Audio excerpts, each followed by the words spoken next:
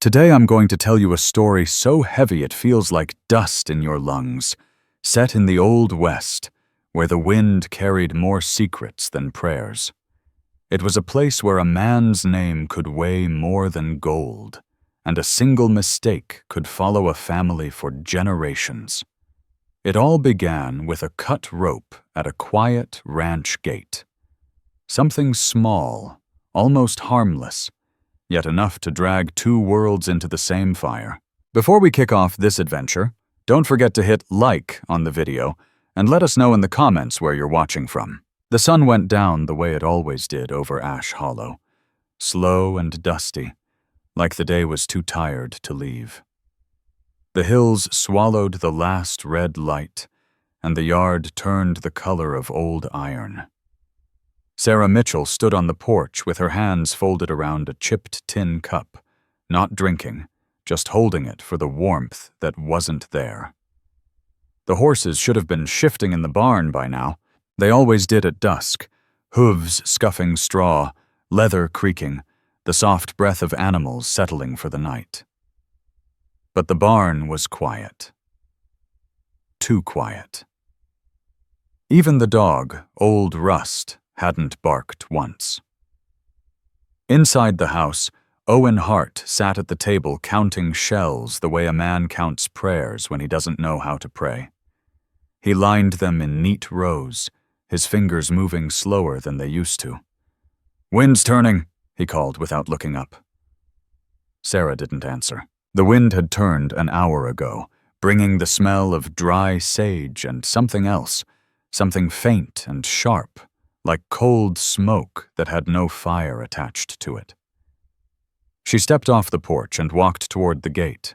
The latch hung crooked, the rope cut clean through, and then tied again by hands that didn't care to hide the hurry. She ran her thumb over the fibers, feeling how rough the knot was. "Pa," she said. He came out wiping his hands on his shirt, the shotgun cradled in the crook of his arm the way other men carried a Bible. "Gate's been fooled with." Owen squinted at it, jaw tight. "Boyd said he fixed that yesterday."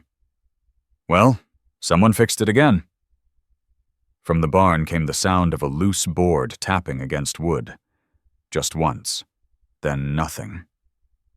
Sarah felt her shoulders lift without meaning to.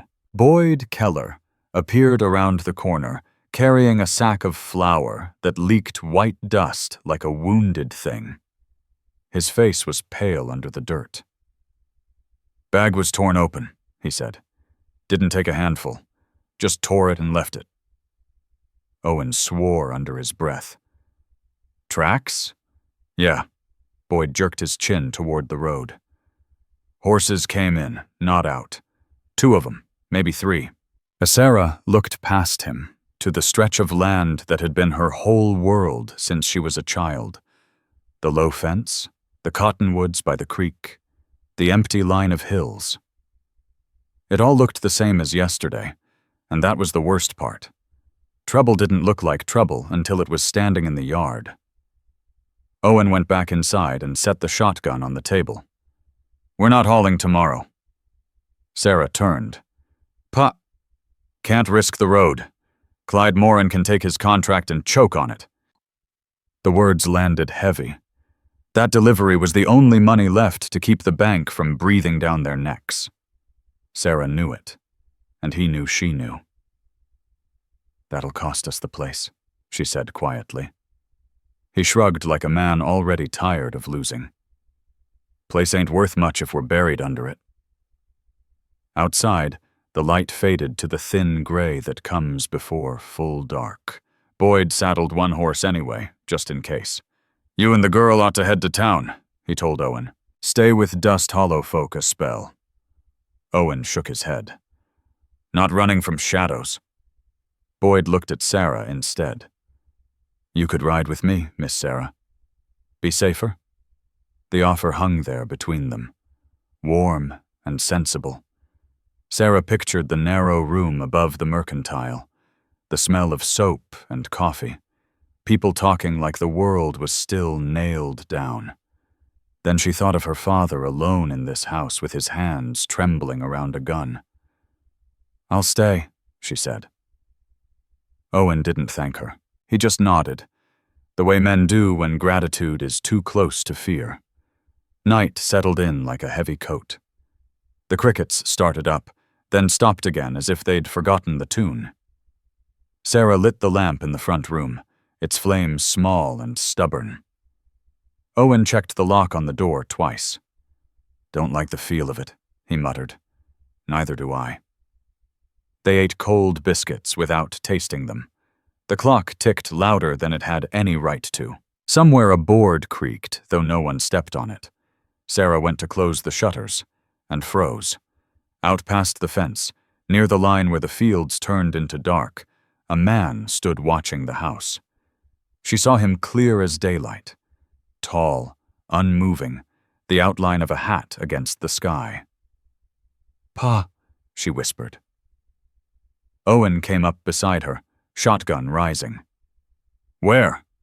She blinked. The yard was empty.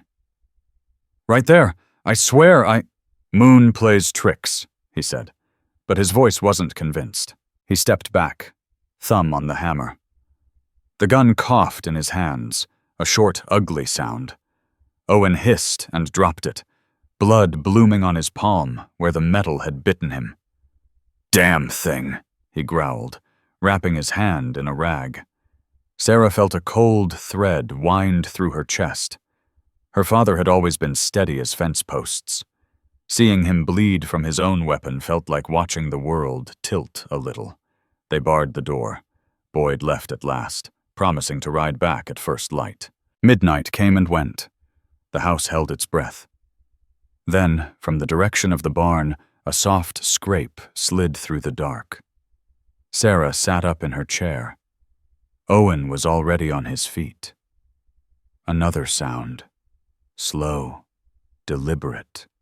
The kind a door makes when it opens without being asked. No shout, no hoofbeat, no dog barking. Just the smell drifting in through the cracked window. Smoke without warmth, like a fire that had died and kept walking. Owen met her eyes across the room. "Stay here," he whispered. Outside, the barn door stood open, swinging on its hinge, though there was no wind to move it, and in the yard, the night waited like a man who had decided not to knock. The barn door kept swinging, slow and steady, like the night had found a rhythm and meant to keep it. Sarah sat stiff on the edge of the chair with the lamp turned low, watching the thin flame tremble every time the wind sighed through the cracks in the window frame. The house smelled of gun oil, cold biscuits, and that strange, wrong scent she couldn't place. Smoke with no warmth, like ash carried on a winter breath. Owen Hart stood by the table with the shotgun shouldered, his injured hand wrapped in a rag that had already gone dark. He didn't look at Sarah when he whispered, "Stay behind me." She didn't argue. She couldn't. Her throat felt packed with dust. A board creaked on the porch. Then another. And then nothing at all. No shuffling, no talking, no drunken laughter the way men sometimes came late from town. Just a pause so complete it made her ears ring. The latch lifted. The front door opened without a knock, without permission, without hurry. Cold air slid in first, carrying that same faint smoke. Then 3 men stepped over the threshold like shadows shaped into flesh. They were Apache. The one in front was tall and broad-shouldered, his hair tied back, his face unreadable in the lamplight. He moved like a man used to being watched and not caring. Behind him, another man drifted along the wall, quiet as dust, eyes quick and sharp. The third remained near the doorway, half turned toward the yard, listening. Sarah's fingers clenched around the chair's edge until the wood bit her skin. Owen's shotgun tracked them. "Out," he said, but the word came out rough, not quite steady. The tall man didn't flinch. He looked past the barrel as if it were weather. His gaze settled on Owen's face, and when he spoke, He spoke like he already knew the answer. Owen Hart. Sarah felt her stomach drop. Owen's jaw tightened. That was the only reaction he allowed himself. You know my name, Owen said. I know more than your name. The man's English carried an accent, but it was clear, controlled. You rode with men into the foothills. You hunted a band. The lamp hissed softly, as if the wick didn't like the words. Sarah's mind flashed. Half memories, half stories she'd heard in town. Men talking low over whiskey. Mud on boots that wasn't from their own fields. Her father coming home late with a look he never explained. Pa? Her voice came out smaller than she meant. Owen didn't answer her. His eyes stayed on the tall man, as though looking away would loosen something he'd held tight for years. The tall man took one step forward, slow enough that it felt deliberate. My name is Nantan, he said. The name didn't sound like a threat, but it landed like one anyway. It was the kind of name people spoke with caution in places like Dust Hollow, if they spoke it at all. The man along the wall, Jiro, moved without warning. He slipped toward the pantry, careful, precise, like he'd walked this house before in his mind. He opened the door and stared at the shelves, then reached past a sack of beans and pulled something free from the back. A cloth. Not a kitchen rag. Not a worn shirt sleeve. It was older than that, stained and frayed, with a faded red stripe running through it like dried blood. Sarah recognized it in an instant. She'd seen it once, months ago, tucked beneath a crate in the tool shed. She'd asked her father what it was. He'd told her it was nothing worth speaking about. Jiro held it up to the lamplight, his eyes narrowing. He said something in Apache, short, harsh, edged with grief. Nantan reached for the cloth and took it. He didn't snatch. He accepted it the way a man accepts evidence. Then he unfolded it fully. A small stitched mark showed near one corner. Simple, deliberate, a sign of belonging. Owen's chest rose and fell, once heavy. I didn't kill him, he said, the words forcing their way out like a confession he'd rehearsed and hated. Sarah's breath caught. Who was he? Nantan's eyes stayed on Owen. A man who carried this, he said, holding the cloth between them. A man who did not come home. The third Apache, San, shifted his weight. Sarah had been aware of him from the first second, the way one becomes aware of a knife left too close to the edge of a table. His stare pinned her like she was a thing already sentenced. He spoke in Apache, fast and bitter, and even without understanding the words, Sarah understood the meaning. End it. Right now. Owen lifted the shotgun a fraction. His injured hand trembled. Don't, he warned, but it sounded more like fear than authority. San stepped forward anyway, anger pulling him like a rope. His hand hovered near his weapon. Ready. Nantan's arm shot out, not violent, not flashy, just certain. He caught San's wrist and shoved it down, hard enough to make the message clear, but not hard enough to draw blood. Nantan spoke a single word in Apache. Flat. Final. San's jaw clenched. The hatred didn't leave him. It simply obeyed. For now. Sarah stared at Nantan, startled by what she'd just seen. Not mercy, not softness, but control. A man who could have let the rage happen, and chose not to. Nantan turned his gaze toward her. You are Sarah Mitchell, he said. Again, not a question, a fact he'd carried into the house with him. Sarah swallowed. Yes. Owen's voice cracked around the edges. Leave her out of this. She is in it, Nantan replied quietly. Already. His eyes moved once. Sarah's hands, her face, the way she held herself still, then back to Owen. "You kept what was not yours," Nantan said. "And you kept quiet about what happened." Owen's mouth worked. He looked older suddenly, the lamplight carving deep lines into him. "We tracked them," he admitted, the words scraping. "Men from town. We thought—" He stopped. Whatever he'd thought, it didn't sound noble in the air anymore. "Shots were fired. People ran. A man fell. I took that cloth because I didn't know what else to do with it." Sarah's heart pounded painfully. Her father had always been stone. Hearing him speak like this, broken, cornered, made the room feel smaller. Nantan lifted the cloth again, letting it hang between them.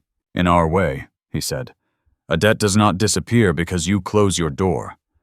Owen's shoulders tensed. "If you came for me, then take me." San made a sound that might have been a laugh if it wasn't so cold. Nantan didn't look at San. He looked at Sarah. "A life for a life," he said, voice low. "Or a bond that will be seen." Sarah felt her blood turn to ice. "What are you saying?" Nantan stepped closer, stopping just far enough that she could still breathe. "You will come with us." Owen lurched forward. "No." Nantan's gaze didn't move from Sarah. "If you do not come," he said, calm as a man reading weather, "your father dies tonight." Silence dropped heavy. Even the lamp seemed to hold its breath. Sarah looked at Owen's injured hand, at the stain spreading through the rag. She looked at his face. Pride and fear knotted together. She saw everything he had never said to her. All the choices he'd made to keep this ranch standing. All the sins he'd folded away like old paper and hoped time would bury. She wanted to scream at him. She wanted to cling to him. Instead, something inside her went very still. She stepped forward before her father could speak again. "I'll go," she said. Owen's face crumpled, and for the first time in her life, Sarah saw him look helpless. "Sarah, don't." She didn't take her eyes off Nantan. "You spare him," she said. "And you spare Boyd Keller. You leave this house standing." Nantan studied her for a long moment. The air between them felt sharp, like the edge of a blade. Then he nodded once. He didn't reach for rope. He didn't grab her wrist. He didn't even touch her. "Gather what you must," he said. Sarah's hands moved without her telling them to. A shawl, a small pouch. Nothing that mattered compared to what she was leaving. When she stepped out onto the porch, the night hit her like cold water. The yard looked the same, and not the same. Fence posts leaning. Dirt pale under moonlight. The barn door still open like a mouth that couldn't close. She turned once. In the yard, Boyd Keller had dropped to one knee beside Owen Hart, torn between raising his rifle and obeying the awful truth that no shot would save her. Owen stood in the doorway, his face lit by lamplight, his wounded hand pressed against his chest like he could hold his heart in place. Sarah's lips parted. 1,000 things rose up. Apologies, accusations, promises. None of them made it out. Nantan waited at the edge of the porch, patient as the dark. Sarah stepped off into the yard, and the boards behind her stopped creaking, as if the house had finally accepted what it couldn't change. Above them, the night stayed silent, but the smell of cold smoke lingered, quiet, certain, like it had been there long before any of them noticed, and would still be there after. They moved like a river that didn't want to be seen. By day, they hid in the folds of the land, dry gullies that smelled of clay and old water, stands of mesquite where the leaves rattled like nervous teeth. By night they traveled, horses picking their way through dark that felt thicker than cloth. The moon showed just enough to lie with. Sarah rode in the middle. where the dust hung heaviest and the silence felt most deliberate. No one tied her hands. No one needed to. The country itself had taken that job. The first morning she tried to count the hours and gave up. Time in the hills didn't keep the same rules as Ash Hollow. It stretched and bent, measured not by clocks but by thirst and the ache between a woman's shoulders. They didn't speak to her much. When they did, the words were brief and practical. Drink, wait, down. San rode close enough that she could feel his stare on her back like a hand that meant to shove. Nantan kept a little distance, as if he understood that fear needs room to breathe before it can turn into anything else. At midday, they stopped near a trickle of water hidden beneath rocks. The men drank first. The women, Ash River women, Sarah would later learn to call them, watched her without smiling, their faces folded tight around old worries. Anai stepped forward with a clay jug and pressed it into Sarah's hands. For a moment, Sarah felt foolish relief, as if kindness had finally found her. Then Anai tilted the jug deliberately, letting the water spill across Sarah's boots and into the dust. The women didn't laugh. They didn't need to. Sarah swallowed the sting and bent to refill the jug herself, her fingers trembling in the cold stream. She had never felt so watched in her life. From the shade of a cedar, Koa studied her like a man listening for a sound no one else could hear. His hair was threaded with gray, his eyes older than the hills. He spoke to Nantan, voice low and slow. Sarah didn't know the words, but she understood the shape of them. The ground is uneasy. The earth has lost its voice. Nantan answered without turning his head. Whatever he said didn't soften Koa's face. That night they rode again. The horses smelled of sweat and leather. The sky smelled of coming weather that never arrived. Sarah's legs burned where the saddle rubbed, and every jolt reminded her she was still made of bone and doubt. She began to watch the people around her, instead of the dark. Jiro cleaned his rifle the way other men polished a memory. Anai hummed to herself, when she thought no one listened. San checked the horizon more often than he checked his own horse, like he expected the hills to betray him. And there was a girl, small, quick-eyed, who stayed near Sarah without touching her. Tala. She carried kindling bundled under one arm and looked at Sarah with the careful curiosity of a sparrow considering a new fence. At the second camp, when Sarah fumbled with flint and failed to coax a spark, Tala crouched beside her without a word. She placed Sarah's fingers where they needed to be, guided the strike, blew gently until the tinder caught. "Like this," she whispered in broken English. The flame leapt small and brave between them. For a moment, Sarah felt something loosen in her chest. San saw it and turned away, jaw tight. Later, as the camp settled, Sarah overheard him speaking to Nantan. His voice carried enough English for her to understand the shape, if not every word. "Kill her now," San said, "before the soldiers follow, before she brings their iron boots to our children." Nantan didn't answer at first. He stared into the fire, as if the answer might rise from the coals. "She is not a bullet," he said at last. "She is a door." San spat into the dirt. "Doors swing both ways." The third day they reached the mouth of a hidden valley, where the Pinaleño mountains hunched like sleeping animals. Smoke curled from low shelters of brush and hide. Dogs barked once, then fell quiet at a gesture from an old woman. Sarah felt dozens of eyes find her at once. The camp smelled of wood ash, dried meat, and the sharp green of crushed pine needles. Children peered from behind skirts. Men paused with tools in their hands. The air itself seemed to wait for a verdict. Nantan dismounted and spoke to the gathered people in Apache, his voice carrying steady across the clearing. Sarah caught only pieces, her own name, the word for debt, the word for peace. Faces tightened. Whispers ran like wind through grass. When he finished, he turned to her. "You will stay in my shelter," he said in English so all could hear. "You will learn our ways." Murmurs swelled. Koa stepped forward and touched the ground with his fingers, then his chest. "The land does not know her," he said. "She makes it deaf." Nantan met the old man's gaze without blinking. "Then we will teach the land her name."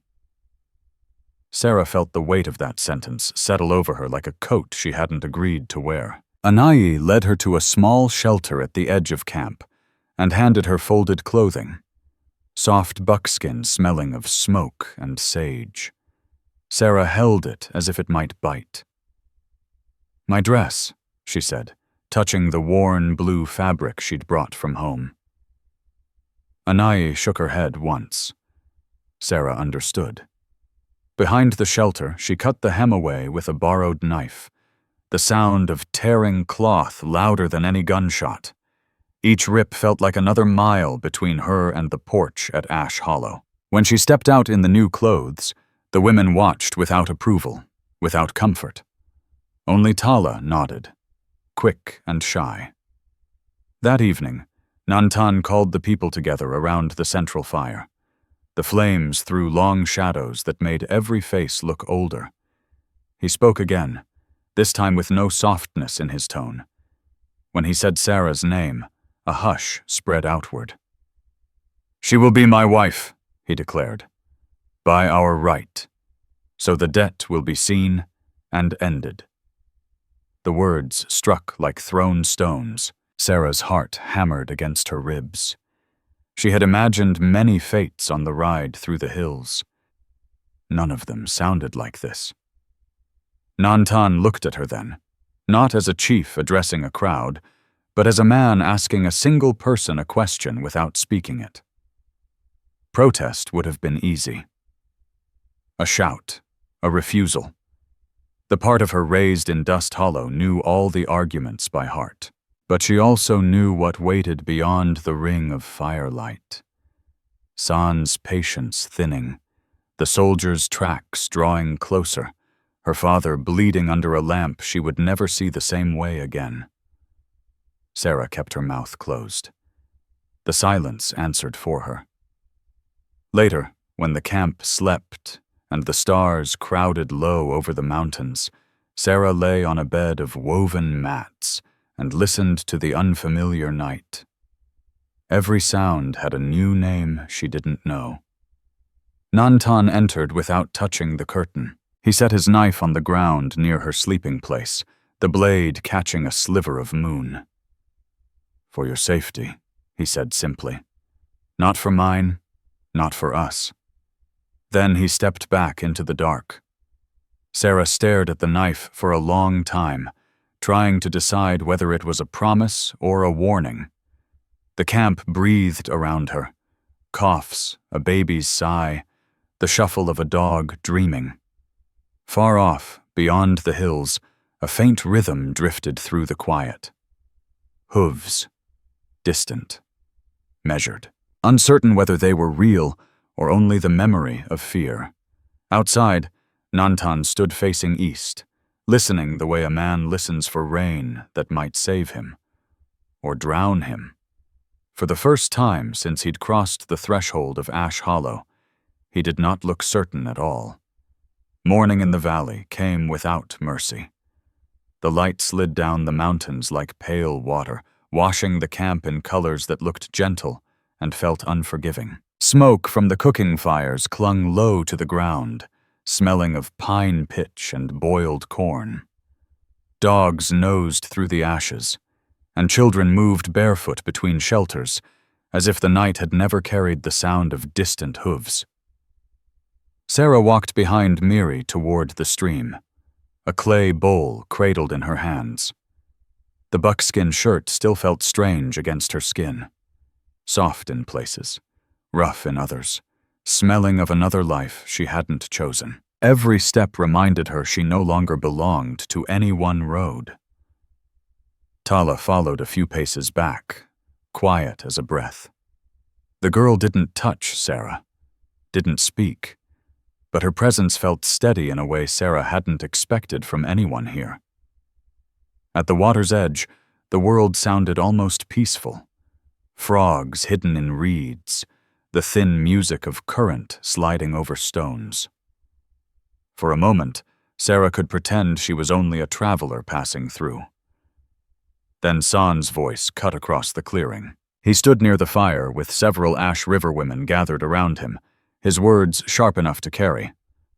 "She is the daughter of the man who hunted us," he said in English, so she would understand. "Her blood remembers what her father did." The women looked at Sarah with eyes that weighed more than any accusation. Anai's mouth tightened. Koa, sitting apart, traced lines in the dust with a stick and did not look up. Miri handed Sarah a small knife and a limp rabbit from the morning hunt. "Clean it," she said simply. Sarah stared at the animal, at the thin fur and the closed eyes that still seemed to see. Her stomach turned. "I've never—" "You live here now," Miri said. "Not unkind, not kind either. Just a fact." Sarah knelt by the stream and set the rabbit on a flat stone. The knife felt heavier than it should have. When the blade broke the skin, the smell of warm blood rose sweet and terrible. She gagged once, twice, the world narrowing to the red on her hands. Tala crouched beside her and pointed gently where to cut, where to pull. No judgment, only instruction. Sarah kept working until the trembling slowed. When she finished, the bowl was full and her sleeves were stained, and something inside her had shifted a fraction to the side. Across the camp, Nantan prepared to leave for the ridge, where a group of white trappers waited to trade words instead of bullets. He checked the cinch on his horse with the same care a man gives to a wound. Koa approached him, voice low enough that Sarah had to strain to hear. "The land will ask for payment," the old man said. "It always does." Nantan tied the last knot. "Payment is already being made." "For whose sake?" Koa asked. Nantan didn't answer. A rider arrived from the western trail, dust ghosting his shoulders. He spoke with Nantan for a long minute, and Sarah caught one name, Cole Mercer, and a phrase that made the air feel thinner. "Iron Post troop searching for the Mitchell girl." The words moved through the camp like a chill.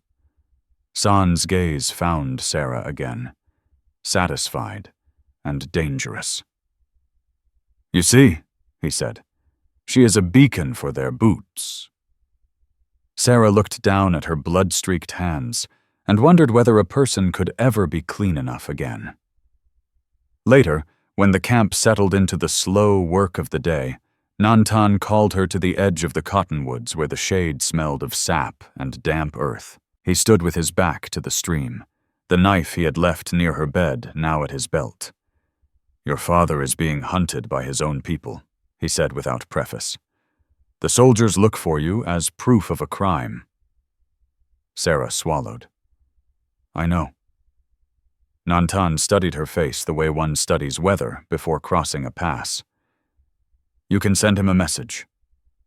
If he speaks to them, perhaps they will turn away." The offer lay between them like a bridge made of thin planks. "And if he speaks," Sarah said quietly, "what will happen to him?" Nantan didn't soften the truth. "He will be judged." She thought of Owen's hands, of the ragged way he'd said, "I didn't kill him." She thought of Boyd Keller kneeling in the yard with a rifle he couldn't use. "Or you can stay silent," Nantan continued, "and keep his honor whole, whatever shape it is." Sarah closed her eyes for a moment. The creek whispered over stones. Somewhere a child laughed and was hushed. "Silence," she said at last. Nantan nodded as if he'd expected nothing else. Behind a cluster of young pines, Tala stood very still, listening without meaning to. The girl's face changed. Not surprised, not pleased, only aware that something important had shifted inside the woman she watched. That afternoon, while the men were gone to the ridge, a shadow appeared at the far edge of the valley where the hills folded together. Sarah noticed it first. A figure moving slow, careful, using the rocks the way a cautious animal would. Boyd Keller.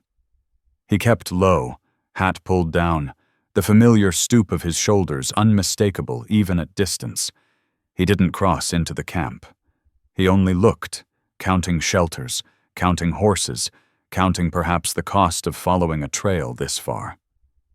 Sarah's heart tightened painfully at the sight of him, proof that Ash Hollow still existed somewhere beyond these mountains. Tala touched her sleeve and shook her head, a warning. The day wore on under a sky that threatened rain and never delivered. Women scraped hides, children chased a dog, smoke curled in lazy ropes. It could have been any ordinary day, if not for the feeling that something watched from the rim of the valley. Toward evening, the men returned, faces closed. Nantan dismounted and said little. San rode in last, jaw set like stone. As the sun slipped behind the peaks, painting the camp in rust and gold, Sarah helped Tala carry water jars back from the stream. Her arms ached, her thoughts louder than any sound around her. She was no longer only afraid. She was something more complicated and less comfortable. From the direction of the lower trail came a sharp crack, flat and sudden. A gunshot. The valley held its breath. Dogs lifted their heads. Children fell silent in mid-play. Nantan turned toward the sound, eyes narrowing, and for the first time since Sarah had known his face, she saw uncertainty there. Small, stubborn, human. No one spoke. The echo rolled through the hills and died, leaving the evening thinner than before, as if a piece of it had been torn away and not yet returned. Ash Hollow looked smaller without her in it. The yard that had once felt wide as a promise now seemed fenced in by its own shadows. The cottonwoods by the creek whispered to one another, and the house sat hunched against the afternoon heat like an old man trying to remember his name. Owen Hart lay on the narrow bed near the window, the quilt pulled up to his waist, though the room was warm.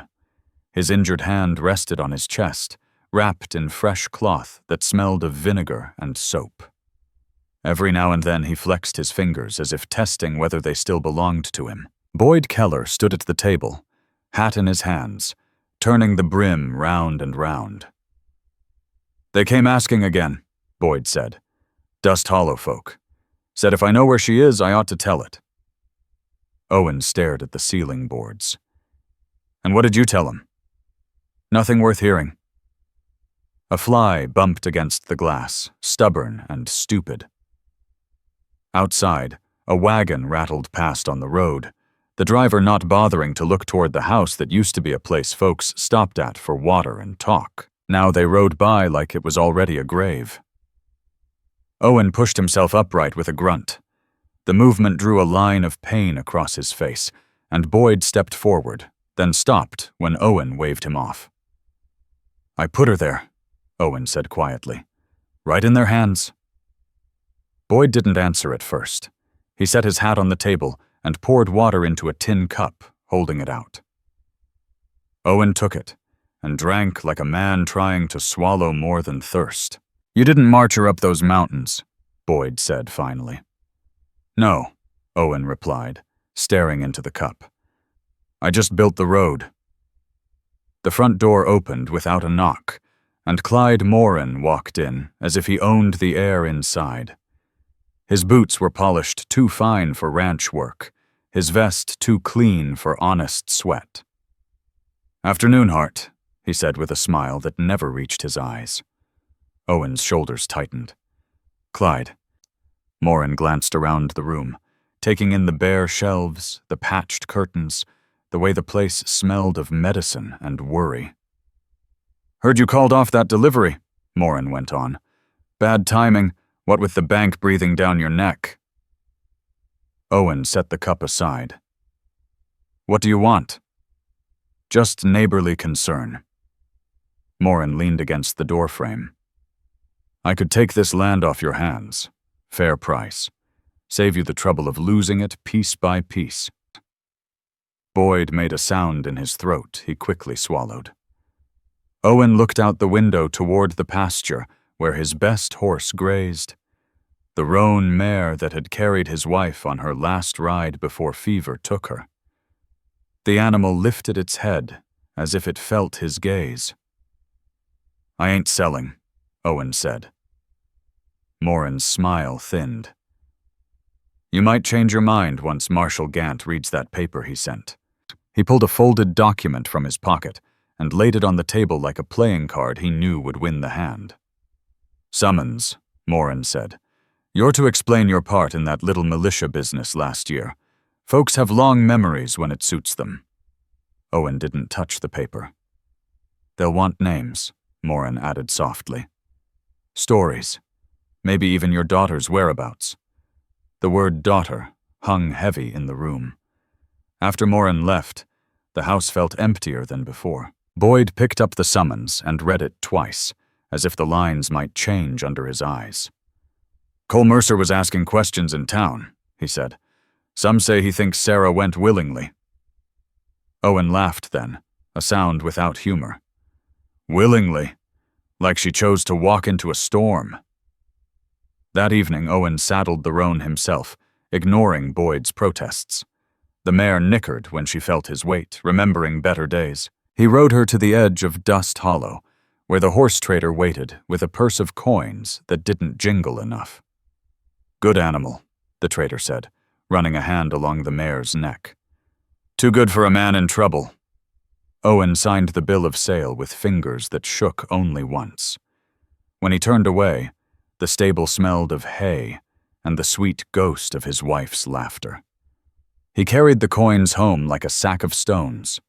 Night settled early. Owen sat at the table with a stub of pencil and a scrap of paper, the lamp throwing a circle of yellow around his hands. He wrote Sarah's name at the top and stopped.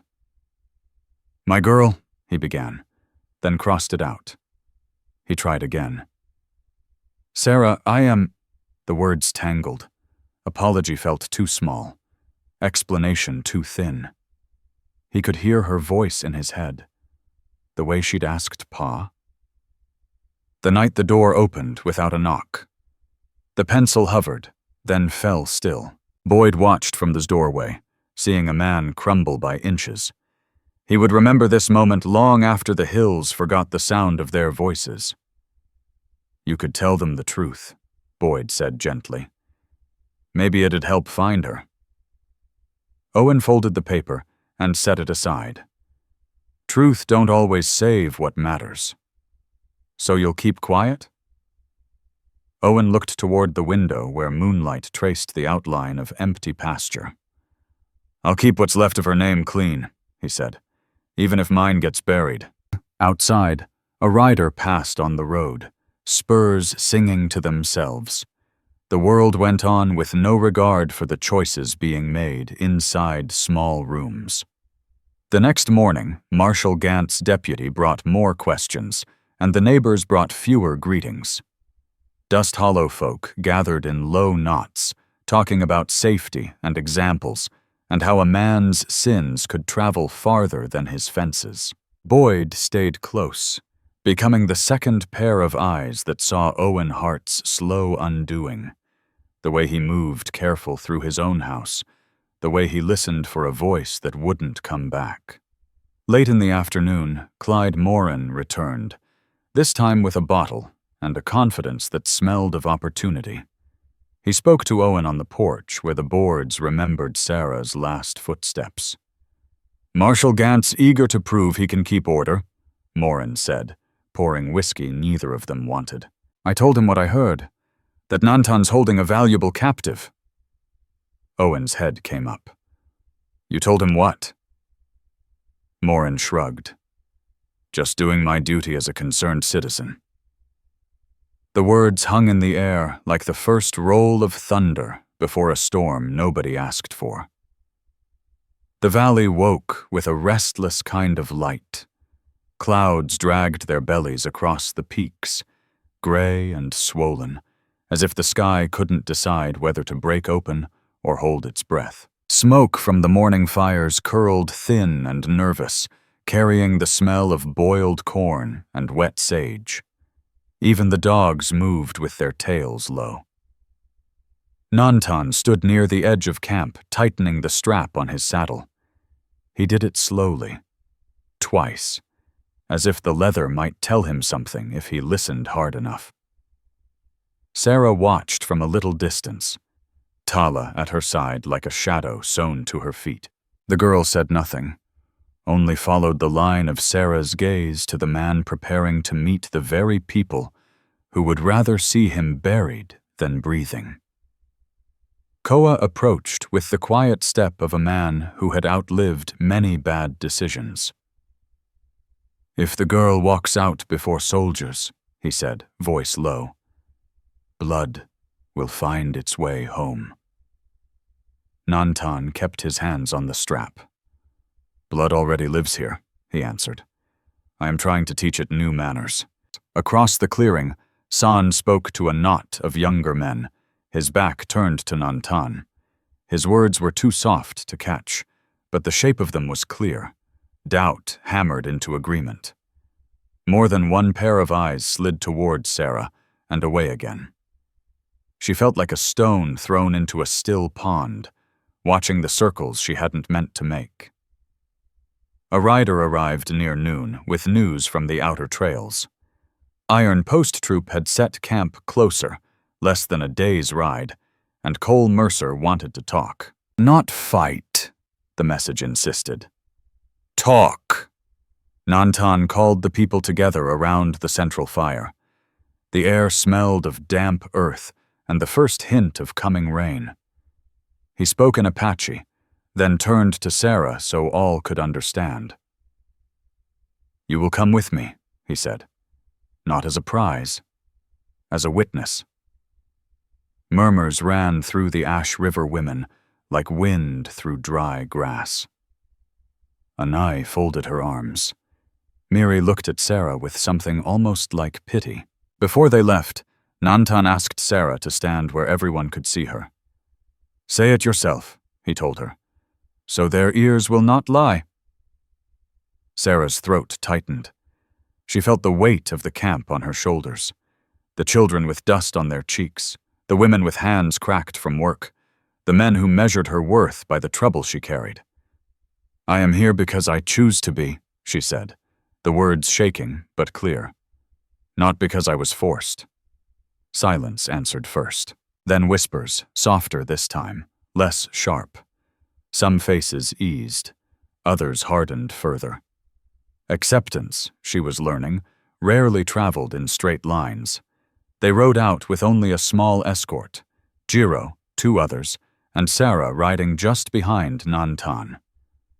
Tala pressed something into Sarah's palm before they left. A scrap of cloth for the dust, and a look that said, come back. The trail to the ridge wound through juniper and broken rock. The air tasted of iron and pine, and the horse's breath steamed in the cool pockets of shadow. Halfway there, Nantan slowed his horse until Sarah drew even with him. I have done many things I believed were right, he said without looking at her. Most of them carried teeth. Sarah waited. The mountains listened. I fear, he continued, choosing the word as if it were heavy, that I am leading my people into a new trap wearing old feathers. It was the first time she had heard uncertainty in his voice. It unsettled her more than his anger ever had. At the meeting place, a flat shelf of stone overlooking the valley, Cole Mercer waited with 3 soldiers. Their blue coats looked out of place against the raw country, like pieces of a different story dropped into this one. Mercer tipped his hat when he saw Sarah. Relief flickered across his face before he hid it. "Miss Mitchell," he said, "you can come home now." Home. The word landed between her ribs. Nantan dismounted and stood with his hands visible. Empty. "We are here to speak," he said. Mercer nodded. "Then hear me plain. Bring the girl to Fort Thomas today, and the army will step back. No more patrols, no more pressure on your water." Sarah felt every eye turned to her. "Go back where you belong," Mercer urged softly. "Your father's worried sick." For a moment she saw Ash Hollow. The porch boards, the smell of coffee, Owen's careful hands. The picture hurt more than any bruise. Nantan didn't speak. He didn't need to. The choice was hers, and everyone knew it. Sarah lifted her chin. "I'm staying." The wind moved through the cedars like a long sigh. Mercer's face closed. "You don't understand what you're choosing," he said. "Maybe not," she answered. "But it's still mine to choose." Nantan exhaled, a sound almost lost in the breeze. The meeting ended without handshakes, without promises anyone trusted. Words lay on the ground between them like unburied bones. As they turned back toward the valley, Tala slipped from behind a boulder where she'd hidden herself against orders. In the dust where the soldiers had stood, she found a small object half trampled, a tarnished piece of a uniform badge. She closed it in her fist without telling anyone, the metal warm, as if it remembered the men who'd worn it. The ride home felt longer. Clouds thickened, bruising the sky. The horses picked their way through gullies that smelled of rain, finally thinking about falling. Near the mouth of the valley, Nantan raised a hand. The escort stopped. Tracks crossed the trail. Fresh. Careless. 2 sets. One bore the neat, heavy pattern of army horses. The other carried the lighter, familiar print of their own band. San's people. Nantan studied the marks a long time, his face unreadable. Somewhere beyond the ridge, thunder muttered without committing to anything. Sarah felt the promise she had made, and the promise he had never spoken, stretched tight as a wire, ready to sing. The iron post camp sat on the high shelf of stone like a clenched fist. From the valley floor, the tents looked small, almost harmless. White canvas against gray rock, a thin ribbon of smoke lifting straight into the sky. But the horses were tethered in military rows, and the glint of rifle barrels caught the sun in a way that made the air feel thinner. Sarah saw it as they rode back from the failed meeting with Cole Mercer. The sight settled in her chest like a cold coin. "So that's what watches us now," she murmured. Nantan followed her gaze without slowing his horse. Eyes that believe they are hands. The trail home wound through broken country, the kind that carried echoes longer than voices. Every hoofbeat sounded louder than it should, as if the hills were keeping count. By the time they reached camp, the day had begun to tilt toward evening. Smoke curled from the cooking fires, and children chased one another between shelters, pretending the world beyond the ridges had not changed shape. But it had. San waited near the central fire, his expression sharpened to a blade. He spoke before Nantan had even dismounted. "She refused to go," he said loudly enough for all to hear. "The soldiers know she is here. She is the trail they follow." Murmurs spread through the ash river, women like dry leaves rattling. Anai looked away from Sarah. Miri's mouth tightened.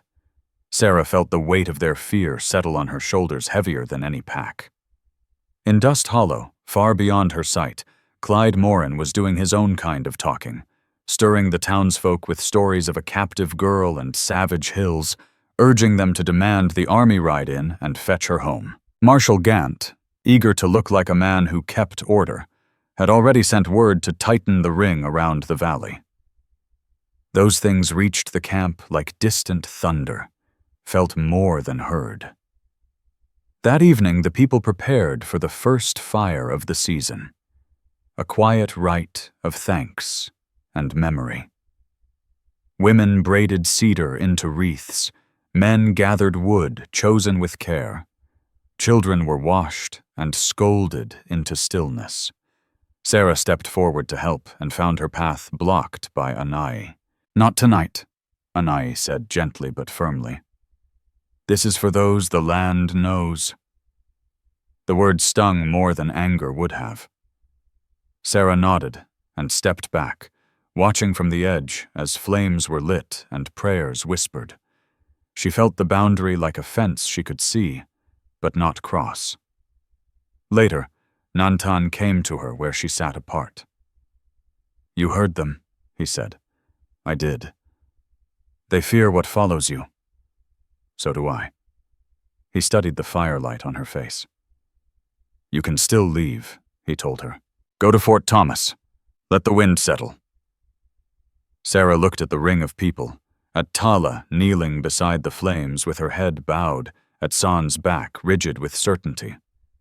"If I go," she said quietly, "they will call you weak. They already do. And if I stay, they will call you enemy." The choice lay between them like two knives on the same table. Sarah drew a slow breath. "I'm staying." Nantan nodded once, neither pleased nor disappointed, only resigned to the road she had chosen. After the ceremony, Tala found Sarah near the stream, where the water ran black under the moon. "My brother died on the road to San Carlos," Tala said suddenly, the words tumbling out as if she'd carried them too long. "He was small. He liked to whistle at birds. The soldiers said we moved too slow." Sarah felt the story settle into her bones, another thread in the fabric she was beginning to understand. "I'm sorry," she whispered. Tala shrugged, eyes bright with memory. "The past walks beside us," she said. "Sometimes it pushes." Not far from the valley, Boyd Keller learned the same lesson in a harsher way. He had followed the faint tracks as far as courage allowed, trying to keep a promise he'd never spoken aloud. Near the outer ridge, he was stopped by two soldiers with polite faces and hard hands. They asked questions he couldn't answer without betraying someone he loved. By sundown, he was sitting on a crate outside the iron post tents, wrists bound, watching the valley he'd meant to enter turn the color of old copper. Back in camp, the night settled uneasy. Dogs paced. Horses shifted their weight as if the ground itself bothered them. San gathered a few men near the shadow of the cottonwoods. Their voices were low, urgent, edged with the kind of conviction that grows best in darkness. Nantan noticed. He said nothing. Sarah lay awake on her mat, listening to the murmur of plans she wasn't meant to hear. The knife Nantan had left near her bed caught a thin slice of moonlight and held it. She thought of Owen's porch, of Boyd's worried hands, of the ceremony she'd been barred from, of Tala's brother who whistled at birds. The road behind her had vanished like a trail after rain. The road ahead was a narrow thing she could not yet see. Sometime before dawn, the camp shifted. Boots moved softly between shelters. Horses were led away without jingling bits. San's silhouette crossed the mouth of the valley with several others at his back. No farewells. No explanations. Only the quiet sound of men leaving a home they no longer trusted. Sarah rose and stood at the edge of the fire pit, watching the darkness swallow them whole, wondering which direction their hunger would choose. Ash Hollow no longer sounded like itself. The wind still combed the grass, and the creek still talked to the stones, but the music had changed. Thinner, wary, as if the valley had learned a new language it didn't trust. Clyde Moran rode in at noon with a folded paper and a smile that belonged in a courthouse instead of a pasture. Owen Hart met him on the porch, hat in his hands, the boards creaking beneath two men who knew they were not equal anymore. "Official notice," Morin said, offering the document between two clean fingers. "Your place has been named as aiding hostile elements.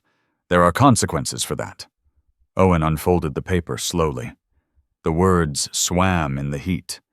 Seizure, security, temporary administration. He felt the walls of the house lean closer. "You're quick to help the government," Owen muttered. "I'm quick to help good order," Morin replied. "And good order prefers tidy boundaries." From the road, a wagon rolled past without stopping. The driver kept his eyes straight ahead, pretending not to see the man who'd once lent him a plow. Dust Hollow folk had decided their own verdict. They no longer bought Owen's hay or mended his tools. Children were pulled indoors when he walked by. A man's name, he was learning, could rot faster than fence posts. Inside the house, Boyd Keller packed his few belongings into a sack. The movements careful, embarrassed. "I can stay on," Boyd said for the third time. "Town'll bark, but they'll quiet down." Owen shook his head. "They won't quiet if you're here. You've got a family of your own to think about." Boyd's jaw tightened. "And what about you?" "I'll manage." The lie sat between them like a third man at the table. When Boyd finally stepped onto the porch, Owen followed him out. They stood looking over the pasture where the grass waved as if nothing mattered. "You were the best hand I ever had," Owen said.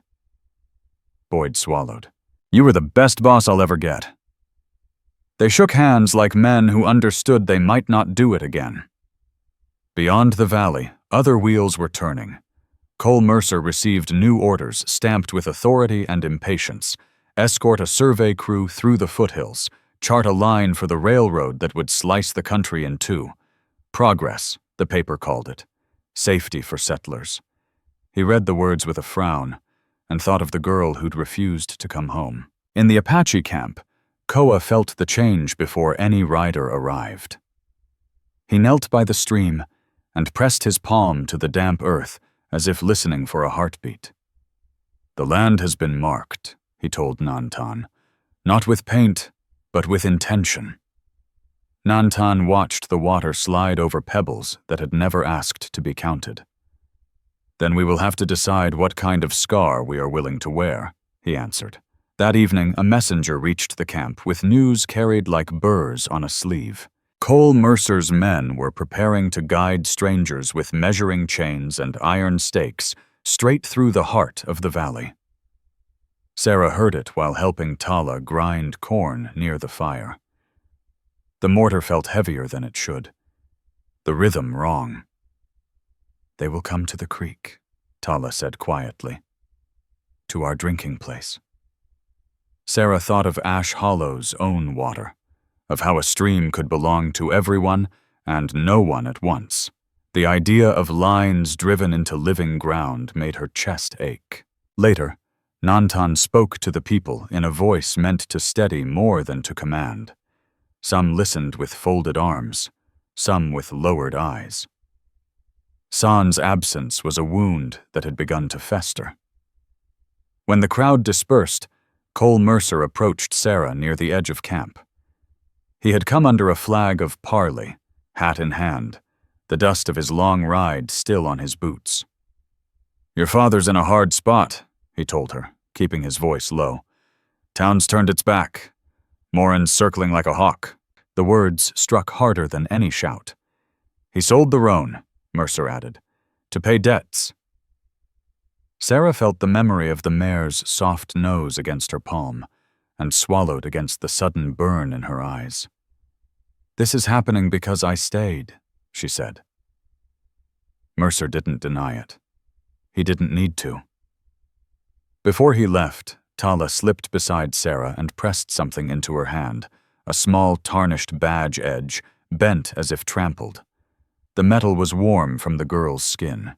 "From where the soldier stood," Tala whispered. "Keep it." Sarah closed her fingers around the piece of uniform, feeling the weight of a story she hadn't yet heard. Back at Ash Hollow, Owen faced Morin again beneath a sky-threatening rain that never came. "Sign here," Morin said, pointing to a line that would slice the pasture in half. "Sell a portion now, save the rest." Owen looked toward the fields where his wife had once hung laundry, where Sarah had learned to ride, where Boyd's laughter had carried on clear days. "No," he said. Morin's smile cooled. "Then the army will find reason to take all of it." "Let them find it," Owen replied, folding the paper and handing it back like a returned insult. Night fell uneasy over both homes. In the valley, the survey crew arrived with the clatter of chains and the smell of coffee brewed too strong. They set their tents near the very stream where Apache children filled jars each morning. From the ridge, Sarah watched the strangers move with the confidence of men who believed maps more than mountains. The water glinted beside them, unaware it had become a border. She turned the bent badge in her palm, wondering whose coat it had torn from and what it would ask of her next. The land breathed different now, shallow and watchful, as if waiting for someone to make the first true mistake. The stream had always sounded like a small, honest thing. It talked over the stones the way a child hums to itself. Clear, busy, without knowing anyone was listening. That morning its voice was cut in half by new wood and iron. The Iron Post troop had arrived before the sun was fully awake. They came with measuring chains that clinked like cold jewelry, and stakes sharpened to a polite violence. The soldiers moved with the patience of men who believed the land was a page waiting for ink. Sarah stood on the rise above the water with Tala at her side and watched them drive the first post into the soil where the women usually knelt to fill their jars. The sound was wrong. Thunk, thunk, as if the earth itself were being nailed to something it hadn't agreed to. Ash River children gathered near the bank, hands empty, eyes confused. The fence of rope the soldiers strung between the stakes looked flimsy, almost laughable, until a corporal told a boy to step back with the flat of his rifle. "No crossing," he said. "Orders." The creek kept moving, indifferent to paper and authority, but the people who depended on it felt the change immediately. Miri approached with a clay jug and a careful face. "We only need water," she told the corporal in English, worn thin by use. He shrugged. "Take it up with the officer." When she bent to slip beneath the rope, another soldier pushed her shoulder, not hard, not gentle either, just enough to remind her who carried the rules. Miri stumbled, the jug cracking against a stone, water bleeding into the dust like a small wound. A sound rose from the onlookers, half gasp, half growl. Sarah's hands curled into fists before she knew she'd moved. From the far side of the clearing, Nantan appeared, walking without hurry. Cole Mercer stood beside the surveyor's table, papers weighted with pebbles, his face already tight. "You can't fence a river," Nantan said quietly. Mercer removed his hat, rubbing the brim with his thumb. "I don't want this any more than you do. But the line's been drawn." "Lines drawn with a hammer can be pulled out by hands," Nantan replied. Behind them, whispers moved like smokes. Clyde Morin's promise had traveled faster than any rider. Coin for information. Coin for the exact place where a band slept. Fear had begun to wear a price tag. Koa came to Nantan's side, leaning on his carved stick. His eyes were fixed on the rope, fluttering above the water. "If you do nothing," he murmured, "we will scatter like birds in a storm." San's voice answered from the edge of the crowd, sharp and satisfied. He had returned with the men who'd followed him into the dark, their faces carved with anger that had finally found a direction. "Let the soldiers have it," San called. "Let them take our throats as well." The air trembled between choices. Nantan looked at the children standing with empty jars, at Miri wiping dust from her torn skirt, at the creek that had never asked to be a border. He stepped forward. Mercer held up a hand. "Don't do something we can't step back from." "There are things already behind us," Nantan said. He walked to the first stake, the one driven deepest, and wrapped his fingers around the smooth wood. For a heartbeat, the world felt suspended, every breath in the valley leaning toward that single point. Then he pulled. The stake came free with a stubborn groan, soil crumbling from its teeth. The rope sagged like a broken promise. No shot was fired. No blade was drawn. Yet the sound seemed louder than gunpowder. Mercer closed his eyes briefly. "You know what this means." Nantan set the stake at his feet. "It means the water is still water." A bugle answered from the distant ridge, thin and urgent. Marshal Gant had been waiting for exactly this kind of music. Word ran faster than horses. By noon, a rider carried the message to Fort Thomas. "Nantan has broken the agreement." By evening, the army's mouth had new words to chew. San approached Nantan with a grim light in his eyes. "Now you see," he said. "Now you walk where I walk." Sarah felt the ground shift under her, like a boat leaving shore. She understood with a clarity that hurt that the path she'd chosen had just turned from gravel to cliff. That night, the camp gathered around fires that seemed smaller than usual. Children were kept close. Dogs were tied. Men sharpened tools meant for other work. Koa prepared a bundle of cedar and sage at the edge of the clearing, laying the pieces in a careful circle. It looked like the start of a ceremony she had once seen only from afar. "For the one who may not return," Tala whispered when Sarah asked. The words settled over her heavier than any blanket. From the direction of the soldiers' camp, a trumpet sounded again, long, commanding, calling men to ranks that would soon face this valley.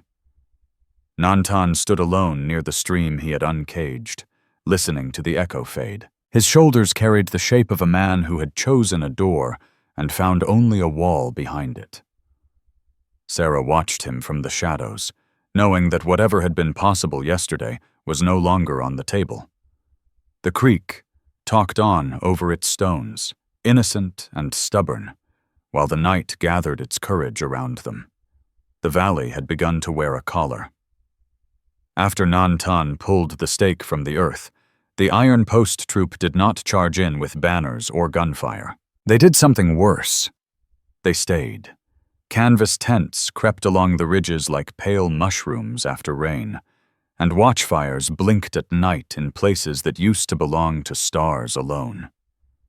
The stream, once a careless ribbon of sound, now lay behind lines of rope and the bored silhouettes of soldiers who had learned to stand between water and thirst. Ash River children carried their jars to a narrow seep farther down the ravine, where the flow was brown and tasted of clay. Their lips cracked. Their laughter thinned.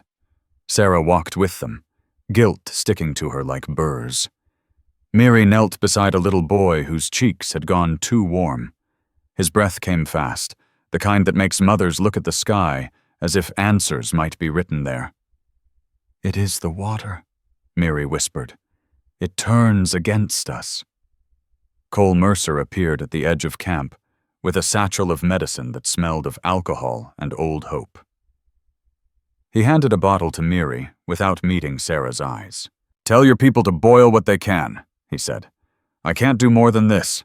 Every kindness from him felt like a coin dropped into a debt Sarah didn't know how to pay. Across the mountains, Marshal Gant's proclamation was read aloud in Dust Hollow. Relocation for security, temporary removal, necessary measures.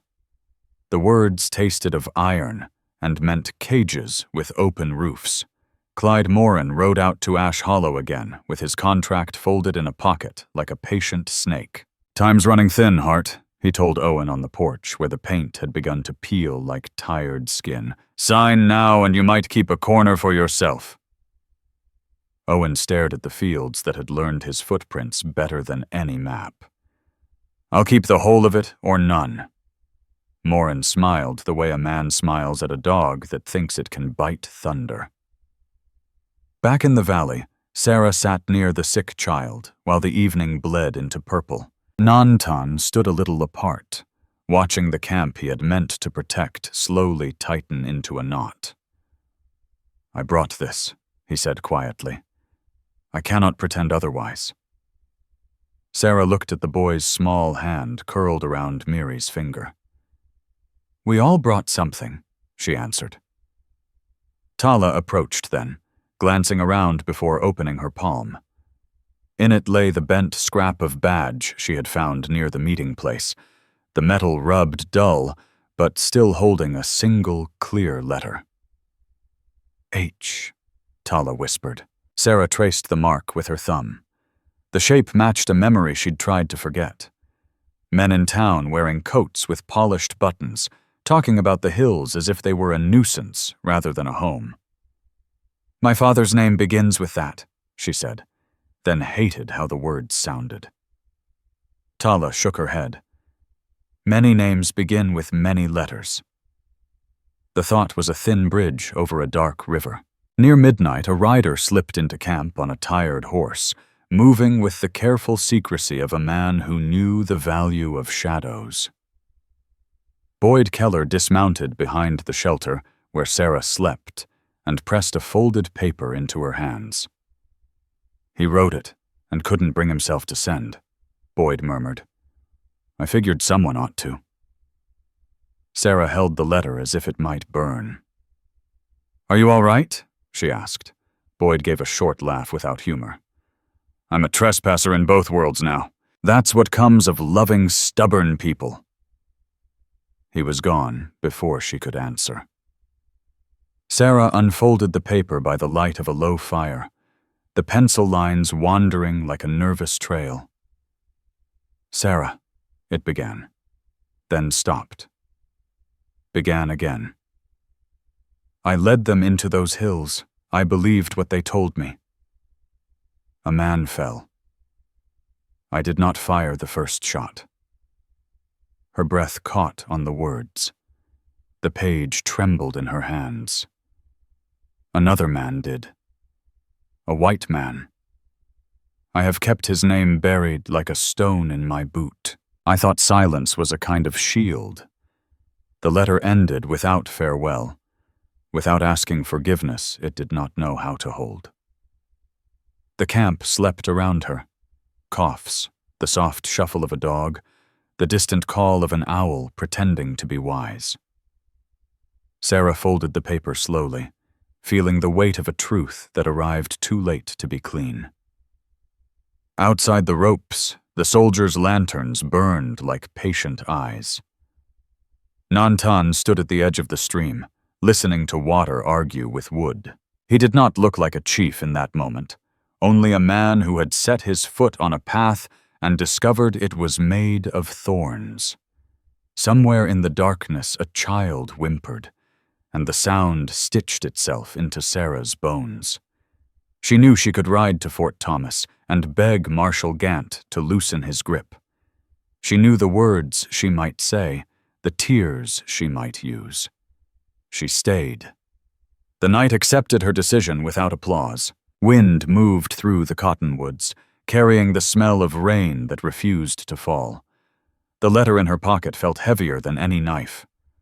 And in Ash Hollow, Owen Hart sat at his table staring at the empty space where his daughter used to pour coffee, listening to the house remember footsteps that might never return. Koa's lodge smelled of sage and old leather, the kind of scent that seemed to remember people long after they had gone. The fire in the center pit spoke in small, patient tongues, lighting the lines on the elder's face like a map written by years. Sarah sat across from Nantan, with her father's letter folded between them on the woven mat. The paper looked harmless. It was not. Read it, Nantan said. Her voice felt too thin for the weight of the words, yet she let them out one by one, careful as stepping across broken glass. When she reached the line about the first shot, the air in the lodge tightened. A white man fired first. Koa closed his eyes as if listening to a long-delayed echo. Outside, wind worried the canvas walls. San had followed them in uninvited, his shadow leaning against the doorway like a dog waiting for scraps. "So, the heart blood admits it," he said. Their hand opened the grave. Sarah's fingers curled around the page. "He says he did not." "He says many things," San cut in. "Men speak clean after the dirt is already on their boots." Nantan lifted a hand, not sharply, just enough to slow the current. "This letter is a stone dropped into deep water. We do not know how far it will sink." But the ripples had already begun. Word traveled faster than any horse. By afternoon, Cole Mercer knew Boyd Keller had been the one to carry the message through the lines. The lieutenant questioned him under the cottonwoods with the gentle firmness of a man who could afford patience. "You're playing on both sides, Boyd," Mercer said. "That kind of walking breaks ankles." Boyd spat into the dust. "I'm just trying to keep a girl from drowning in a war she didn't start." In Dust Hollow, Clyde Morin used the rumor like kindling. He stood on the steps of the Mercantile and let his voice grow tall. "If Owen Hart led those raids," Morin declared, "then he's a traitor wearing a neighbor's coat."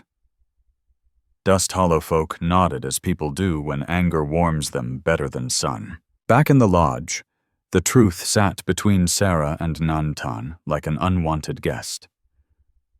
"He will be blamed," Sarah whispered, "whether he fired or not." Nantan studied the coals. "Blame is a river. It finds the lowest place to rest." San leaned forward. "Let the river take him. Show the letter. The soldiers will turn on Hart and leave us to breathe." The suggestion hung in the smoke. Nantan reached for San's belt and removed the knife there with a motion so calm it seemed almost gentle. "Not today," he said. "No blood from our own hands." San's eyes burned brighter than the fire. "You fear the girl more than you fear the army." "I fear becoming what they expect," Nantan replied. Outside, the camp listened without seeming to. Ash River women moved between shelters, their faces unreadable. Trust, once cracked, made a sound only dogs could hear. Koa cleared his throat, the way a man does before opening a door that has been shut for years. "The one who fell in those hills," he said slowly, "was not a stranger to this lodge." Nantan looked up, a muscle jumping in his jaw. "My brother," Koa continued. "Your brother." The bullet entered from the angle of a soldier's rifle, not from the bows of our people. I saw the wound. I kept the knowing like a coal in my mouth. The words landed heavier than any letter. Sarah felt the room tilt. The past was no longer a story told around fires. It had become a hand on her shoulder. Tala, who had been kneeling near the doorway with a basket of roots, went very still. Her eyes moved from Koa to Nantan to Sarah, gathering the shapes of a new world. She was becoming the keeper of moments whether she wished it or not. Nantan rose and stepped outside, where the afternoon leaned toward evening. The valley wore its usual face, but nothing looked familiar. He stood beside the stream, remembering a younger man laughing beside him, both of them believing the hills would always be wide enough to hold their dreams. Sarah followed, the letter folded like a small animal in her pocket. "If you show it," she said, "they will hang him." "And if I hide it," Nantan answered, "my people will say I chose your blood over theirs." The choice was a knife with no handle, with From the direction of Ash Hollow, a rider approached, dust trailing behind like a thin accusation. Cole Mercer carried a paper sealed with official red. He handed it to Nantan without ceremony. "A warrant," Mercer said, "for Owen Hart, inciting violence, aiding hostiles." The words tasted of iron filings. Sarah felt the ground sway beneath her boots. Somewhere in the camp, a child laughed at nothing, the sound bright and terribly out of place. Nantan looked at the warrant, then at the mountains that had kept his secrets too long. Night gathered at the edges of the valley, patient as a judge. Ash Hollow smelled of smoke before anyone struck a match. The wind carried it down the valley like a rumor with legs, and by the time Sarah reached the ridge, she could see the black curl rising from her father's land. Dust Hollow folk had come in the afternoon with righteous faces and torches wrapped in old rags. They called it justice, while the hayshed caught like dry prayer. Owen Hart watched from the back of a wagon with his wrists tied in front of him, Marshal Gant riding beside, as if escorting a stubborn mule rather than a man who had once been their neighbor. The soldiers kept a careful distance from the flames, letting townspeople do the work of punishment. Boyd Keller stood in the road shouting until his voice broke. "That hay fed half your stock last winter," he yelled. "You're burning your own bellies." A woman from the mercantile spat in the dirt. "We're burning treason." The word felt heavier than the smoke. On the far side of the mountains, the same wind touched the Apache camp, carrying the scent to Nantan's nostrils. He knew it at once, the particular smell of a life being erased. Iron Post Troop had begun their own quiet work. Wagons waited on the flats, canvas sides yawning like hungry mouths. Officers spoke of temporary relocation while counting children as if they were sacks of grain. Ash River. Women packed what could be carried and left the rest to memory. Koa moved among them, touching shoulders, murmuring names of places older than any map. His voice was a thin bridge over a wide fear. San lingered near the edge of camp with a handful of young men, their packs already rolled. They looked like birds deciding whether to fly or fight the storm. "Come with us," San told them. "Better to die running than live counted." Miri held her fevered boy close, his skin still warm from the bad water. "And what will your running buy him?" she asked. San had no answer that would fit a child. Sarah felt split between two horizons. In one, her father rode toward a court that had already sharpened its teeth. In the other, a people were being measured like cattle before market. She knelt beside a small fire where Tala tried to coax heat into a pot of thin broth. "I have nothing left to give," Sarah whispered. Tala looked at the bundle Sarah carried, the leather-bound journal her mother had kept, pages crowded with recipes, weather notes, and the careful handwriting of a woman who believed tomorrow would always arrive. "Paper burns well," Tala said softly. The suggestion landed like a stone in the stomach. Sarah hesitated, fingers tracing the cover where her mother's name had faded from years of touch. Then she tore the first page free. The flame took it with an eager sigh. Words curled into ash that rose and vanished. The broth warmed. The boy swallowed and did not shiver. Some sacrifices leave no blood and still hurt worse. At Ash Hollow, Boyd Keller followed the wagon carrying Owen until the road turned mean and narrow. He caught Mercer by the sleeve. "You know Morin stirred this pot," Boyd said. "You've seen him whispering in every ear." Mercer's jaw tightened. "Proof, Boyd. I need more than the taste of it. I'll stand in any room and say it," Boyd answered. "Even if they hang me beside Hart." The lieutenant looked back at the line of smoke marking the farm and said nothing. Night fell on both camps like a heavy coat. Nantan sat with Sarah near the stream that had once run free. The water moved in a borrowed channel now, guarded by lanterns and bored soldiers.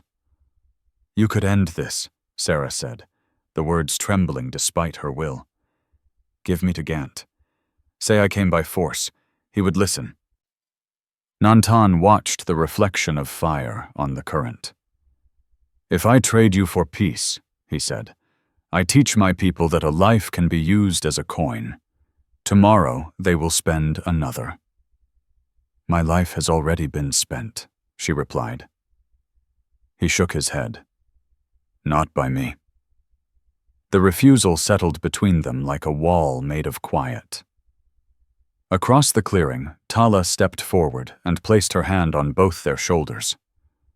"I will remember," she said, "if the soldiers take you, if the town hangs your father. I will hold the story so it does not drown. Witnesses are built from such small vows."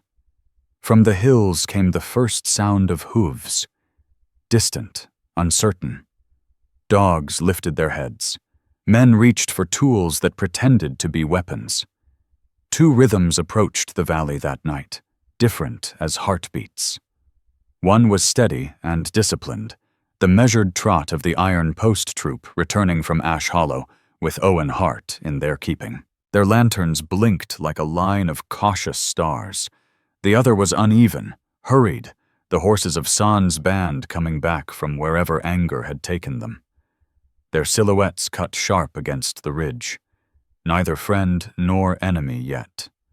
Koa stood in the center of camp and began a low chant meant for crossroads, for times when a people stand with one foot on soil and the other on air.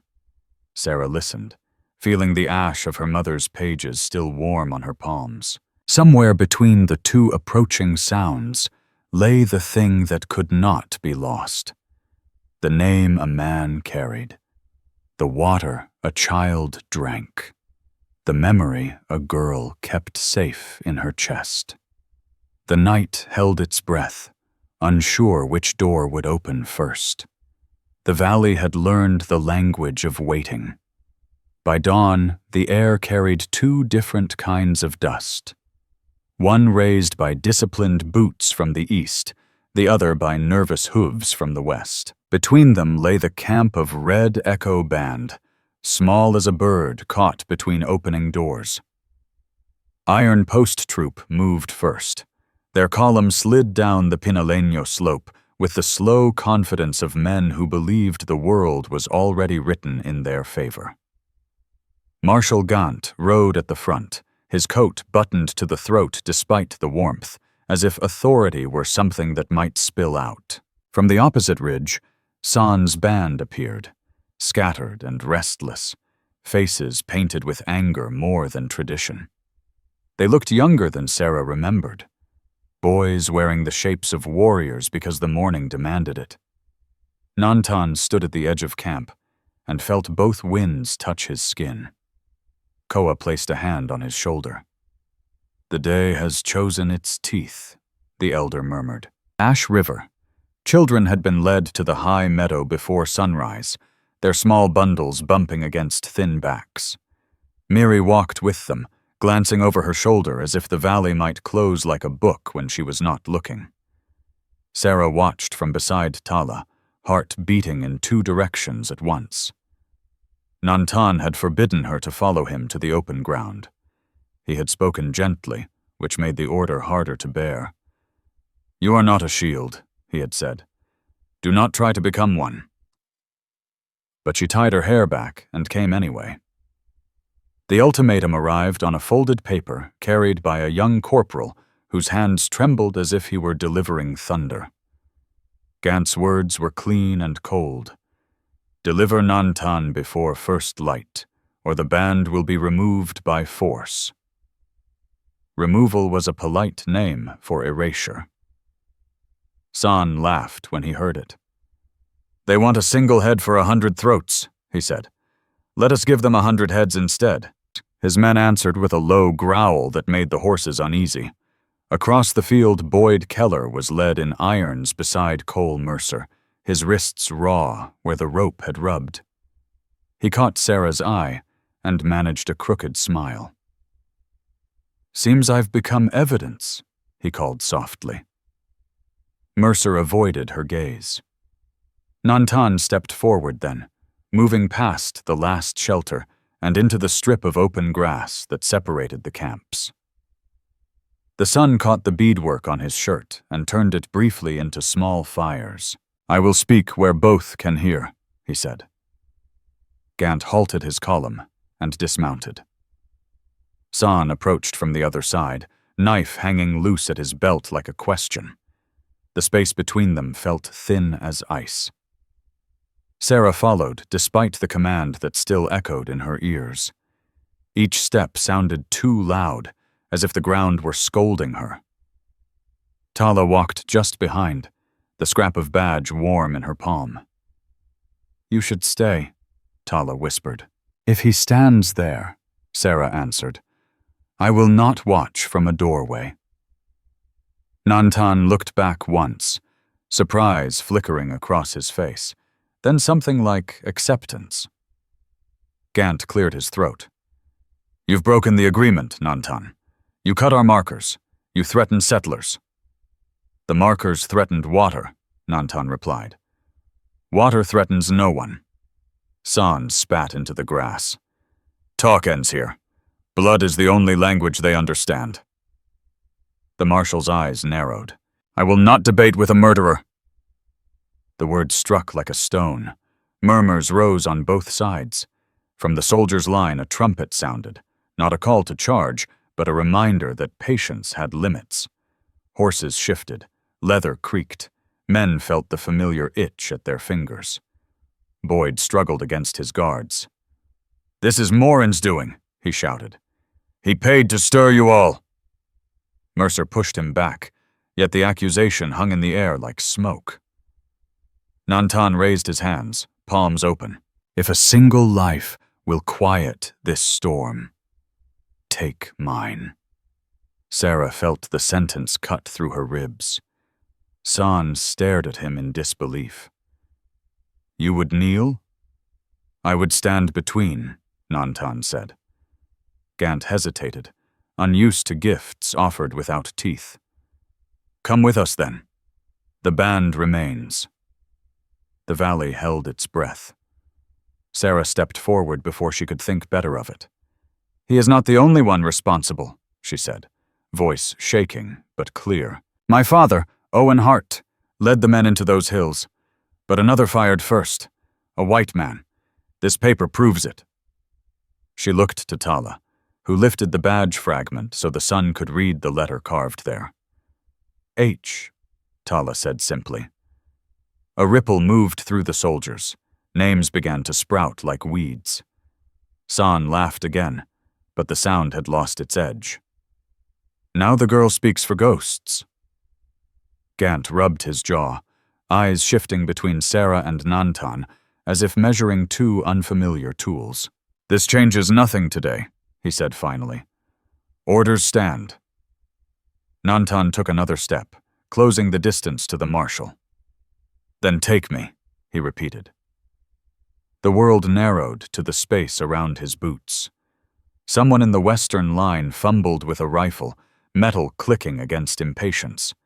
From the east, a horse snorted, iron bit ringing.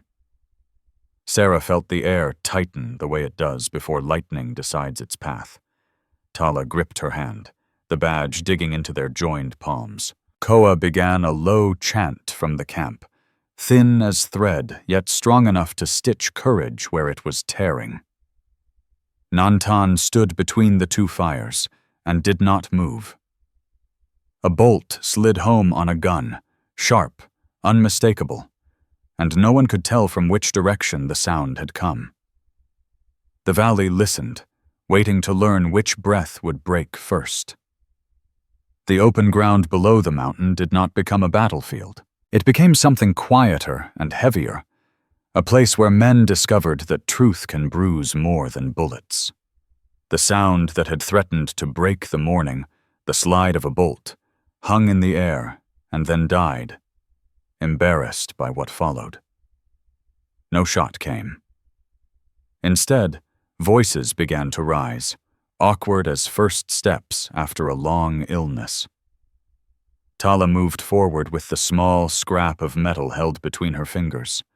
The sun caught the letter carved there and made it bright enough to hurt. "This was found where the first man fell," she said, speaking not loudly but clearly enough for both lines to hear. Cole Mercer took the piece as if it might bite him. He turned it over, studying the worn mark. "H," he murmured. Murmurs traveled through the soldiers like wind through dry grass. Names began to attach themselves to that single shape. Boyd Keller, wrists still bound, stepped beside him. Dust clung to his coat and to the stubborn set of his mouth. "I was there after," Boyd said. "Clyde Moran paid men to ride with the militia, paid them to make trouble look like duty." Gant's eyes sharpened. "You accuse a citizen of treason." "I accuse a snake of being long," Boyd answered. "Same thing." From the town side, a man shouted protest, but others hushed him. Dust Hollow folk, who had come to watch blood, now found themselves staring at a mirror they did not like. Sarah stood close enough to hear her own breathing. The valley smelled of trampled sage and nervous horses. She felt Nantan's presence beside her like a steady post in a moving river. Owen Hart was brought forward from the wagon, his shoulders bent more by shame than by rope. He looked older than the hills. "I led those men," he said, voice carrying farther than he intended. "I believed lies that fit easy in my ear.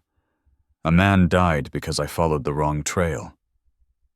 The admission fell like a tool dropped on stone. Gant rubbed his forehead as if a headache had chosen him. Authority, once so straight, had begun to lean. "You ask me to turn on my own town," he said to Mercer. "I ask you to turn toward what happened," the lieutenant replied.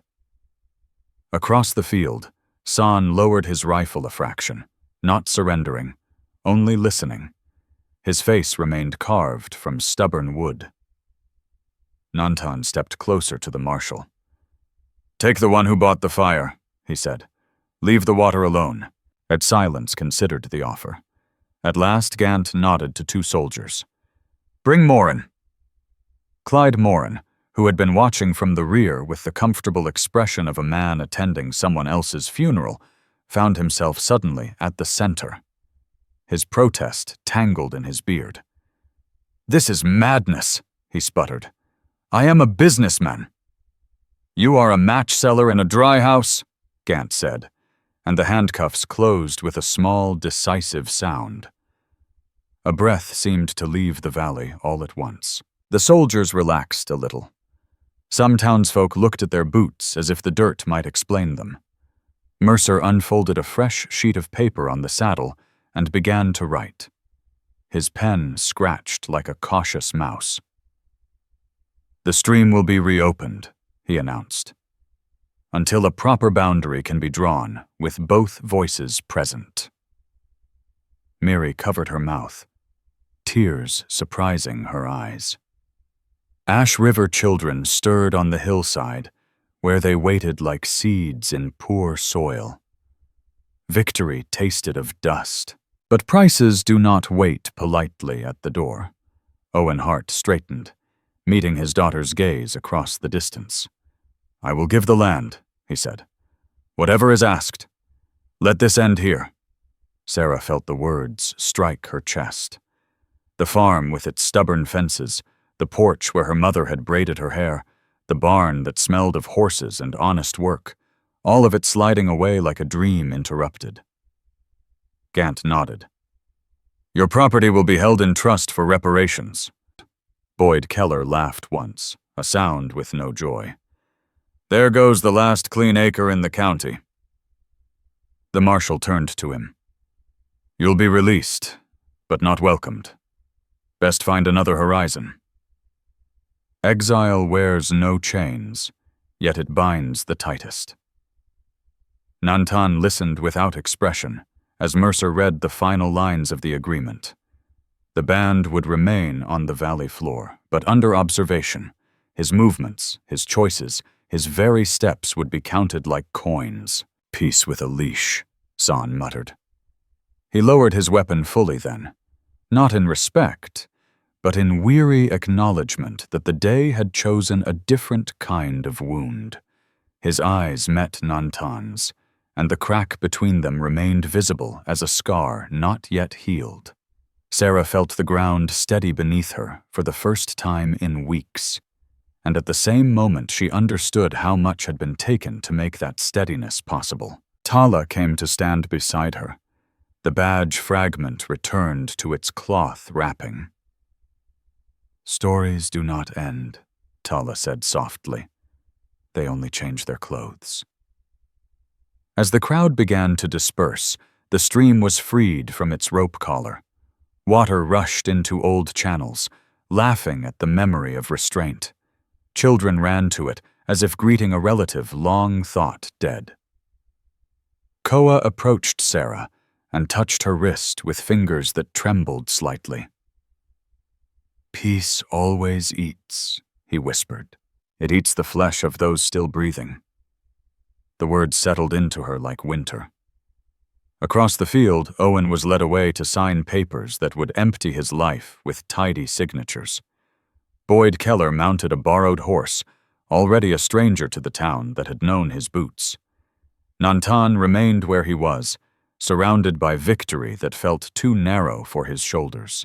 The sun began its slow fall behind the mountains, painting the valley with colors that did not care who had won. Sarah looked from her father to the man beside her, to the children drinking clean water, to the soldiers folding their tents, and understood that triumph had arrived with teeth. Somewhere on the ridge a hawk cried, thin and lonely. And in the quiet that followed, no one was certain whether the day had ended, or only learned how to wait. Autumn came to the valley without asking permission. It slipped over the Pinaleño slopes with a thin, bright wind that smelled of dry grass and distant rain. The stream ran free again, yet it sounded different, older somehow, as if it had learned a language it did not want. Months had passed, but time in Ash Hollow moved like a horse favoring one leg. The Iron Post troop kept a small outpost near the water, neat as a scar stitched too carefully. Their hammer struck new posts now and then, not in anger, not in kindness, only in habit. The sound carried through the evenings, a slow heartbeat reminding everyone what peace cost. San left before the first frost. He took a handful of young men and followed a trail that did not appear on any map. Nantan watched them go from the ridge, face unreadable, the distance between them widening with every hoofbeat. "Some rivers split," Koa said beside him. "They do not return to one mouth." Red Echo Band remained, thinner but still breathing. Ash River. Women planted late beans near the stream. Children chased each other between tents that smelled of smoke and new beginnings. Life stitched itself back together with crooked seams. Sarah walked those seams every day.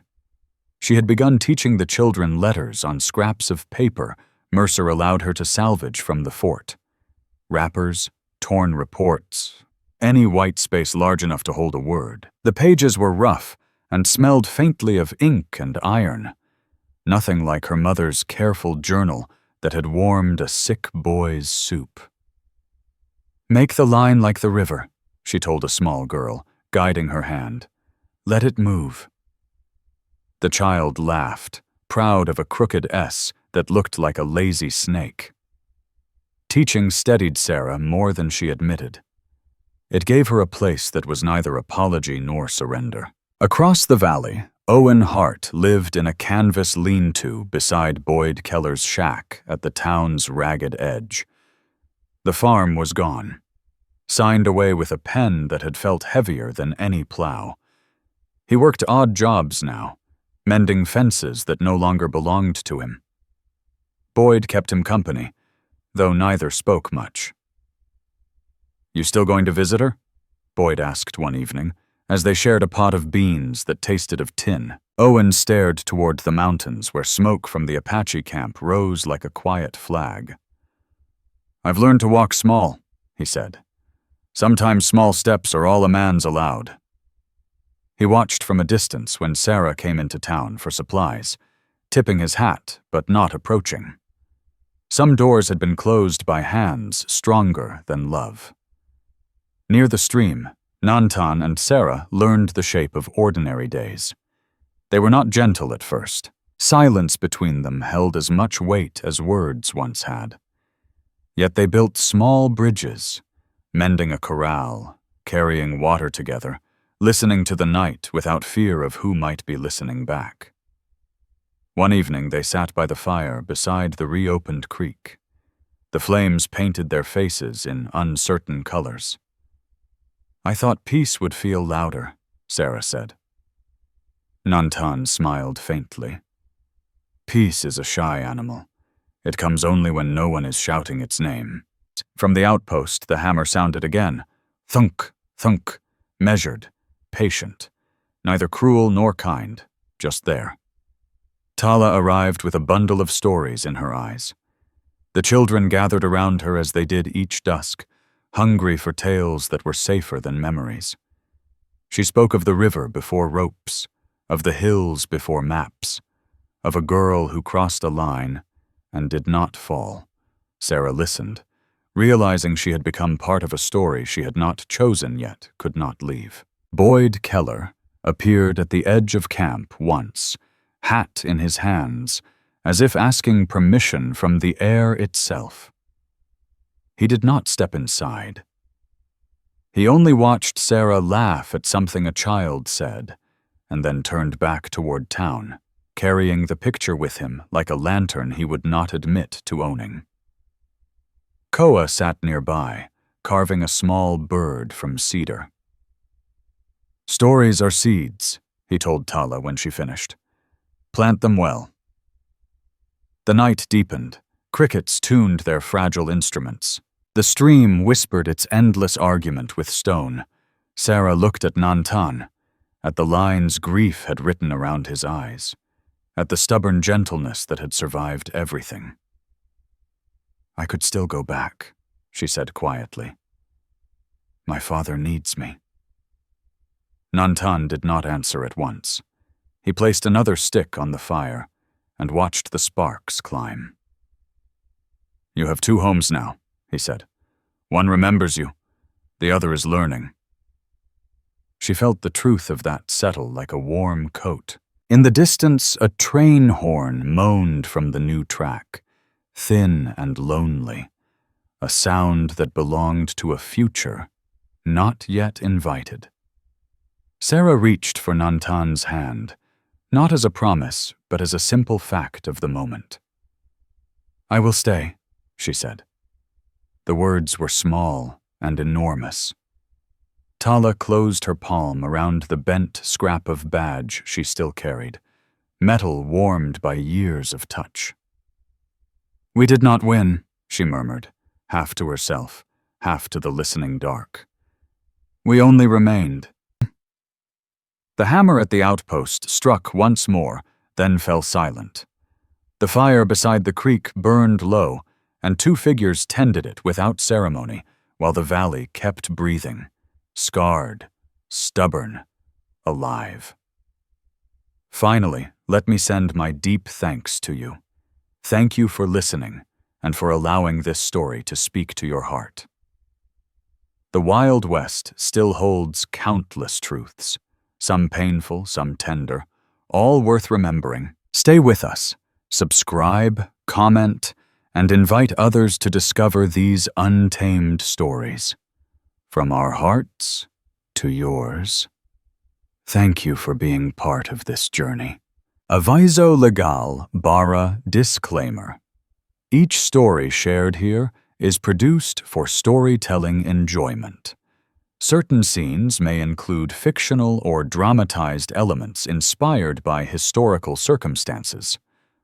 Although AI tools assist us in visuals, narration, and script development, the emotional tone, editing, and quality control are conducted by people to ensure meaningful experiences. We fully uphold YouTube's policies, using no deceptive recreations or impersonations of real individuals. All creative resources are properly licensed. Unauthorized copying, re-uploading, or remixing is not permitted. Thank you for supporting the effort behind every episode we create.